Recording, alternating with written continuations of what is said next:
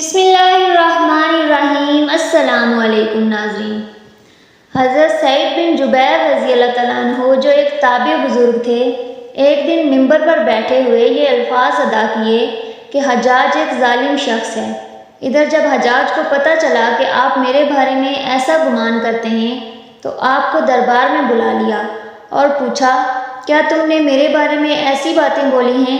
تو آپ نے فرمایا، ہاں بالکل، تو ایک ظالم شخص ہے۔ یہ سن کر حجاج کا رنگ غصے سے سرخ ہو گیا اور آپ کے قتل کے احکامات جاری کر دیے۔ جب آپ کو قتل کے لیے دربار سے باہر لے کر جانے لگے تو آپ مسکرا دیے۔ حجاج کو ناگوار گزرا۔ اس نے پوچھا، کیوں مسکراتے ہو؟ تو آپ نے جواب دیا، تیری بے وقوفی پر اور جو اللہ تجھے ڈھیل دے رہا ہے اس پر مسکراتا ہوں۔ حجاج نے پھر حکم دیا کہ اسے میرے سامنے ذبح کر دو۔ جب خنجر گلے پر رکھا گیا تو آپ نے اپنا رخ قبلہ کی طرف کیا اور یہ جملہ فرمایا، اے اللہ، میرا چہرہ تیری طرف ہے، تیری رضا پر راضی ہوں۔ یہ حجاج نہ موت کا مالک ہے نہ زندگی کا۔ جب حجاج نے یہ سنا تو بولا، اس کا رخ قبلہ کی طرف سے پھیر دو۔ جب قبلہ سے رخ پھیرا تو آپ نے فرمایا، یا اللہ، رخ جدھر بھی ہو تو ہر جگہ موجود ہے، مشرق و مغرب ہر طرف تیری حکمرانی ہے۔ میری دعا ہے کہ میرا قتل اس کا آخری ظلم ہو، میرے بعد اسے کسی پر مسلط نہ فرمانا۔ جب آپ کی زبان سے یہ جملہ ادا ہوا، اس کے ساتھ ہی آپ کو قتل کر دیا گیا اور اتنا خون نکلا کہ دربار تر ہو گیا۔ ایک سمجھدار بندہ بولا کہ اتنا خون تب نکلتا ہے جب کوئی خوشی خوشی مسکراتا ہوا اللہ کی رضا پر راضی ہو جاتا ہے۔ حجاج بن یوسف کے نام سے سب واقف ہیں۔ حجاج کو عبد الملک نے مکہ، مدینہ، طائف اور یمن کا نائب مقرر کیا تھا اور اپنے بھائی بشر کی موت کے بعد اسے عراق بھیج دیا، جہاں سے وہ کوفہ میں داخل ہوا۔ ان علاقوں میں 20 سال تک حجاج کا عمل دخل رہا۔ اس نے کوفے میں بیٹھ کر زبردست فتوحات حاصل کی۔ اس کے دور میں مسلمان مجاہدین چین تک پہنچ گئے تھے۔ حجاج بن یوسف نے ہی قرآن پاک پر اعراب لگوائے۔ اللہ تعالیٰ نے اسے بڑی فصاحت و بلاغت اور شجاعت سے نوازا تھا۔ حجاج حافظ قرآن تھا، شراب نوشی اور بدکاری سے بچتا تھا۔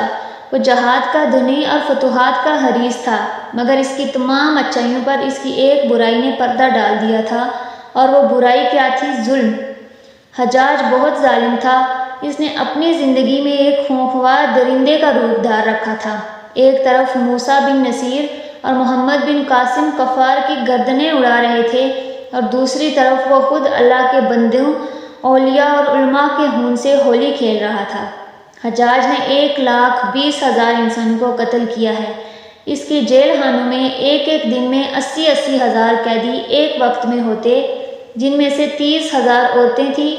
اس نے جو آخری قتل کیا وہ عظیم تابع اور زاہد و پارسا انسان حضرت سعید بن جبیر رضی اللہ تعالیٰ عنہ کا قتل تھا۔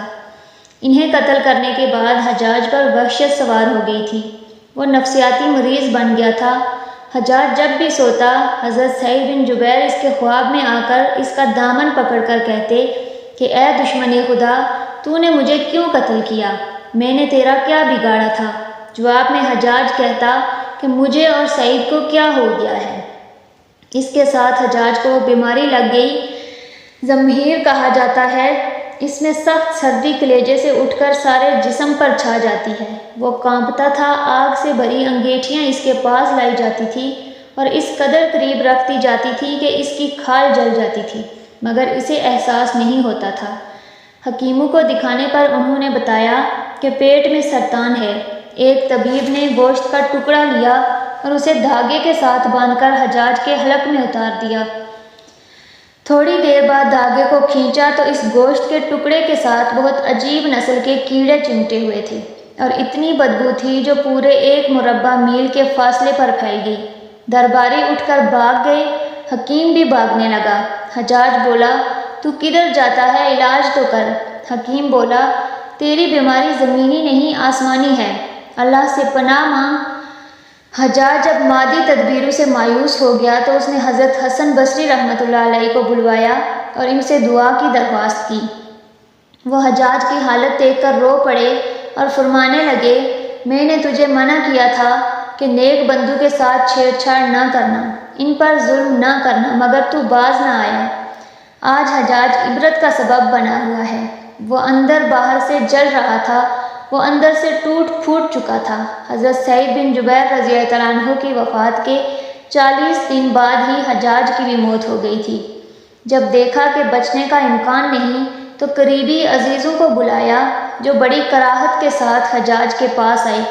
وہ بولا، میں مر جاؤں تو جنازہ رات کو پڑھانا اور صبح ہو تو میری قبر کا نشان بھی مٹا دینا، کیونکہ لوگ مجھے مرنے کے بعد قبر میں بھی نہیں چھوڑیں گے۔ اگلے دن حجاج کا پیٹ پھٹ گیا اور اس کی موت واقع ہوئی۔ اللہ ظالم کی رسی دراز ضرور کرتا ہے، لیکن جب ظالم سے حساب لیتا ہے تو فرشتے بھی خشیت الہی سے کانپتے ہیں، عرش ہل جاتا ہے۔ اللہ ظالموں کے ظلم سے ہم سب کو محفوظ رکھے، آمین یا رب العالمین۔